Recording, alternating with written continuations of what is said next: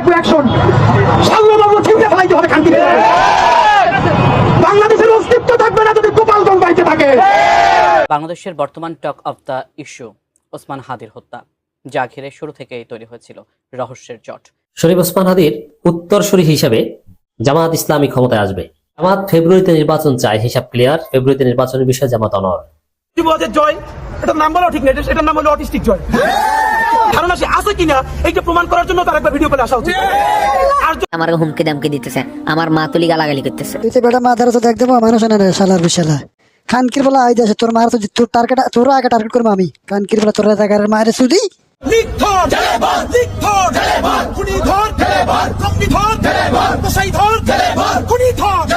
যে কারণে ওসমান হাদি আমাদের মাঝ থেকে বিদায় নিয়ে চলে গেছেন। কি কারণে চলে গেছেন অবশ্যই আজকে এক ভিডিওর মাধ্যমে আমরা আপনাদেরকে দেখানোর চেষ্টা করবো। অবশ্যই সম্পূর্ণ দেখে মন্তব্য জানিয়ে যাবেন। ওসমান হাদি হক কথা বলাতে আজ এই নির্মম পরিহাস আমাদের মাঝ থেকে বেঁধে নিয়ে চলে গেছেন ওপারে। কিন্তু হাদি ভাইকে নিয়ে ভিডিও করাতে ফিয়াস মাহমুদ ভাইকে হুমকি দামকি দিচ্ছে, মা মাসিদের এই গালিগালাজ করতেছে। আওয়ামী লীগ ভিতরে কি চাঞ্চল্যকর তথ্য এবং জামাত কি তথ্য দিল এবং জামাত কি কাণ্ড চালাচ্ছে, আজকের ভিডিওটি খুবই ইম্পর্টেন্ট, গুরুত্বপূর্ণ। না টেনে অবশ্যই আপনাদের মূল্যবান মতামত জানিয়ে যাবেন। তাহলে চলুন ওসমান হাদি ভাই কি বললো এবং ফিয়াস মাহমুদকে কেন হুমকি দিল একসাথে শুনে আসি। আগামী 24 ঘন্টায় অ্যাকশন দেখবো অ্যাকশন। সাল্লাল্লাহু ছিঁড়ে ফেলাইতে হবে খানকি। বাংলাদেশের অস্তিত্ব থাকবে না যদি গোপালগঞ্জ বাইতে থাকে। ভাই মুক্তিযুদ্ধের চেতনা কোটান কোট এইটার বিরুদ্ধেই তো জুলাই হইছে। গালাগালি অনেকবার তওবা করি, তবু না ছেড়ে দিতে চাই। নিজের ছেলে হইছে, এখন তো একটা বয়স আসছে, গালাগালির একটা পর্যায়ে আছে, কিন্তু দায়িত্ব না দিলেও এখন গুলো হয়, এমন পর্যায়ে আসছে। শেখ মুজিব মরার পর জানাজার লোক পাওয়া যায় নাই, গাইবানা জানাজাও কেউ পড়ে নাই। অন্য হাতে বাঁশের লাঠি থাকবে, আমরা বাঁশের লাঠি তৈরি করছি। আমরা বাঁশের লাঠিতে বাংলাদেশের পতাকা এবং আমাদের যে লাল জুলাই রক্তিম লাল তার পতাকা থাকবে। এক হাতে পতাকা, অন্য হাতে লিফলেট। সারাদিন আমরা শাহবাগে থাকবো। আওয়ামী লীগকে অনুরোধ জানাই, আমরা শাহবাগে অবস্থান নিয়ে থাকবো। সাহস থাকলে তারা বলুক যে কোনো একটা জায়গায় এই সময় তারা থাকবে। উত্তম গণমাধ্যম দিয়ে পুলিশের হাতে তুলে দিবেন। সচিবালয়ে বসে এখনো জুলাইয়ের বিরুদ্ধে ষড়যন্ত্র করা হয়, সচিবালয় থেকে সেদিনকে আর তাদেরকে বের হতে দেওয়া হবে না। এটা আওয়ামী লীগ তো বললে আমরা জিম্মা ছেড়ে ফেলতাম। তো দিয়ে যে এখানে বোকা স্টুপিড যে শ্রেণীটা আওয়ামী লীগের, এরা বের হয়ে কুকপাক দেয় আর জেলে যায়। বাংলাদেশে অফিসিয়ালি আওয়ামী লীগের কবর রচিত হয়ে যাবে। এই মুহূর্তে আওয়ামী লীগকে নিষিদ্ধ করে দেন। বাংলাদেশের কোন নির্বাচনের ব্যালটে নৌকা মার্কা থাকবে না। এই যে গৃহযুদ্ধটা হওয়ার কথা ছিল, হইল না, তো অশান্তি তো কিছু থাকবেই। আমরা তো রাষ্ট্র গঠন করবো। আওয়ামী লীগের, খুনি লীগের, জঙ্গি লীগের জন্ম ভারতে, তাদের মৃত্যু ভারতে। এই যে আমাদের মুখের ভাষা খারাপ হয়েছে কেমনি? শেখ হাসিনা বানাইছে। মানে লীগের মতো একটা গণহত্যাকারীরে পিটিয়ে পারে একটা জেনারেশনের সৌভাগ্য না? অবশ্যই। খাজা গফর আদায়ের জন্য যদি ওরা আমাদেরকে সুযোগ দেয় তাহলে আমরা ভালো কাজটা করতে পারি। কি করে এটা পারে আজকে আমরা দেখতে চাই। মানে আওয়ামী লীগ অনেক কিছু পারে না, আজকে কি করে এটা পারে এটা দেখানো দরকার আওয়ামী লীগ। আর নইলে এগুলো সব বোগাস কথা বলতে ইন্ডিয়ান ন্যারেটিভ। সচিবালয়ের জয়, এটার নাম বলা ঠিক না, এটার নাম হলো অটিস্টিক জয়। ধারণা সে আছে কিনা এইটা প্রমাণ করার জন্য তার একটা ভিডিও করে আসা উচিত। আর যদি টিকপটাং হয়ে যায় তাহলে আমাদের জানার ইচ্ছা তার কি কবর হয়েছে নাকি চিতায় তুলছে। অনেকেই তারে বলে যে তার মৃত্যু কামনা করি, আমরা একদম মনে প্রাণে বলি আমরা হাসিনার এত দ্রুত মৃত্যু চাই না। তার সামনে তার সন্তান সচিব ওয়াজেদ জয়কে ফায়ার করে চক্ষুটা খুলে হাতে পড়ুক, সে দেখুক। ঘুরিয়ে দাও, ঘুরিয়ে দাও, লীগের রাস্তা না, জঙ্গি লীগের রাস্তা না, ঘুরিয়ে দাও, ঘুরিয়ে দাও।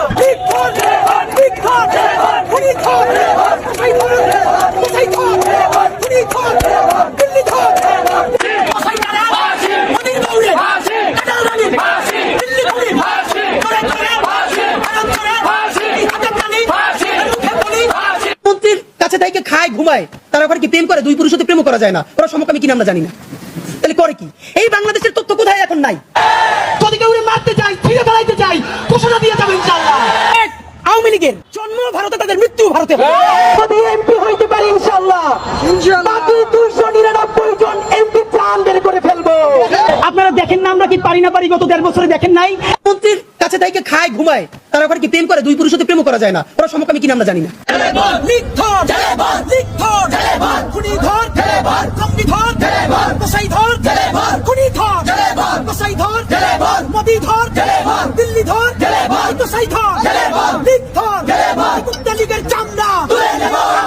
দিল্লি আসসালামু আলাইকুম রহমতুল্লাহ। হাদি ভাইকে নিয়ে কিছু কথা বলার কারণে কিছু ভাই আমারে মেসেঞ্জারে আসে হুমকি দামকি দিতেছে, আমারে মেইল করতেছে, আমারে বিভিন্ন ধরনের গালি মন্দ দিতেছে, আমারে মারিয়া লাইব, আমার কাটিয়া লাইব। আজকে আমি হাদি ভাইয়ের জন্য কথা বলছি, সে একজন মানুষ হয়ে তার জন্য, আমি একজন মানুষ হয়ে তার জন্য কথা বলছি। আজকে মুসলমানের ভাই, আপনি যতই আমার শত্রু হন না কেন, আমি আপনার জন্য দোয়া করতে পারবো।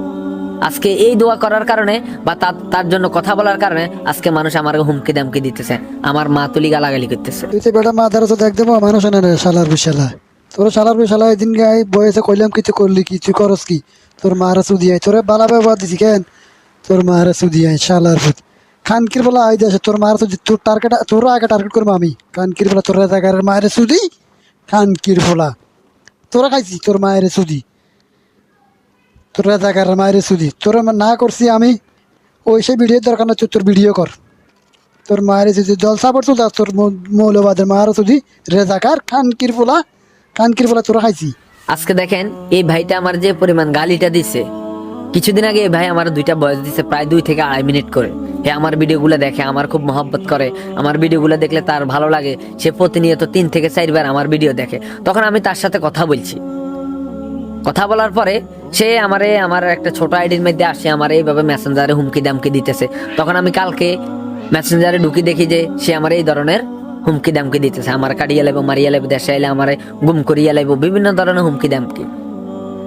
আজকে দেখেন আমরা কোন প্রজন্ম আমরা বসবাস করি, কোন দেশে আমরা বসবাস করি। ওই মানুষটা একদিন আমার ভালোবাসার মানুষ ছিল, আমার মহব্বত করতো, আমার অনেক মহব্বত করতো।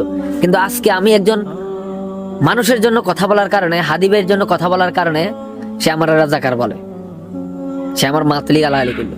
ভাই আমি তো আজ পর্যন্ত কারো মাতুলি গালাগালি করি না, কারো মাতুলি গালাগালি করছি? যদি আপনারা বলতেন পারেন আমি কেন, বিশ্বাস করেন এই কানা ধরছি, বিশ্বাস করেন এই কানা ধরছি, আমি আর কখনো সোশ্যাল মিডিয়াতে আইতাম না। এই আপনাদের এই কানাদরি করতেছি, আমি সোশ্যাল মিডিয়াতে আইতাম না যদি আমি কারো মাতুলি গালাগালি করিয়া থাকি।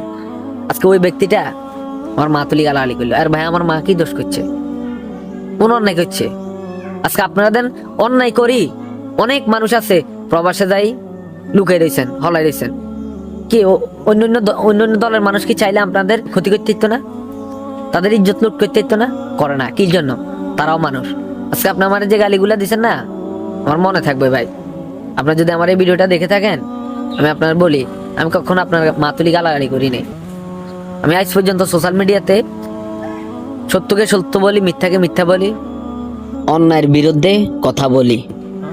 আমার ফানি ভিডিও থেকে ভিডিওগুলো দেখেন বা যেভাবে হোক আমি ভঙ্গিমা দেখাই যাই, এইভাবে আমি নারীদেরকে শুধরানোর চেষ্টা করি, তারা যেন এইভাবে বেপর্দা সোশ্যাল মিডিয়াতে না আসে। ফিয়াস মাহমুদ ভাই হক কথা বলে, সত্য নিয়ে ভিডিও করে, তা ফিয়াস মাহমুদ ভাইকে তোমরা গালিগালাজ করবা আর অন্য ভাই দেখবে না, এটা কি হয়? যে যাই করুক না কেন, ওনার কথা হচ্ছে মানুষকে সৎ পথে আনা, তাই না? এখন বলবেন মেয়েদের মা বাবা নেই, হ্যাঁ মা বাবা ভাই বোন আছে তো, তারা তো নির্লজ্জ, লজ্জাহীন, গরুর মতো রাস্তায় ছেড়ে দিছে, যখন তখন ভিডিওটা এসে উলট পালট কথা বলে, উল্টা পাল্টা চলে, এগুলো ভিডিও করে আবার অনলাইনে পাবলিশ করে।